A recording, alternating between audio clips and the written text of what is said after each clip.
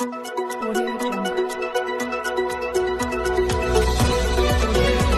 پہلے نظر ڈالتے ہیں اب تک کی بلٹ۔ امیر جماعت اسلامی پاکستان سراج الحق نے کہا ہے کہ ہمارے تمام مسائل کال اسلامی نظام کے مکمل نفاذ میں ہے۔ ان خیالات کا اظہار انہوں نے جماعت اسلامی کے N87 سے امیدوار خالق داد بھٹی کی نماز جنازہ میں شرکت کے موقع پر عوامی اجتماع سے خطاب کرتے ہوئے کیا، جن کا گزشتہ روز جنوبی افریقہ میں انتقال ہو گیا تھا۔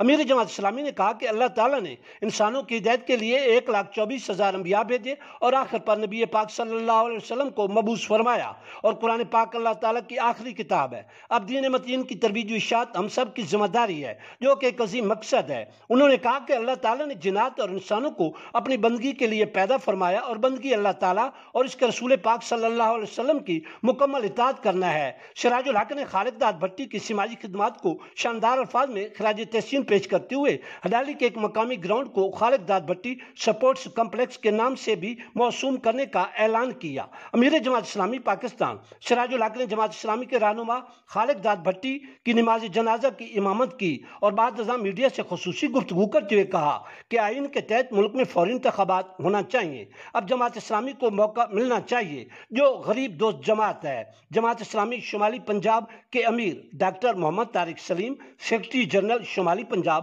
اقبال خان اور امیر جماعت اسلامی ضلع خوشاب ایڈوکیٹ ملک محمد وارث جسرا بھی اس موقع پر موجود تھے۔ دورہ ضلع خوشاب کے موقع پر پاکستان مسلم لیگ نون ضلع خوشاب کے صدر ڈاکٹر غوث محمد خان نیازی اور N87 سے PPP کے امیدوار ملک علی ساول امان نے امیر جماعت اسلامی پاکستان سراج الحق سے الگ الگ ملاقات کی اور جماعت اسلامی کے رہنما خالق داد بھٹی کے انتقال پر تعزیت کا اظہار کیا۔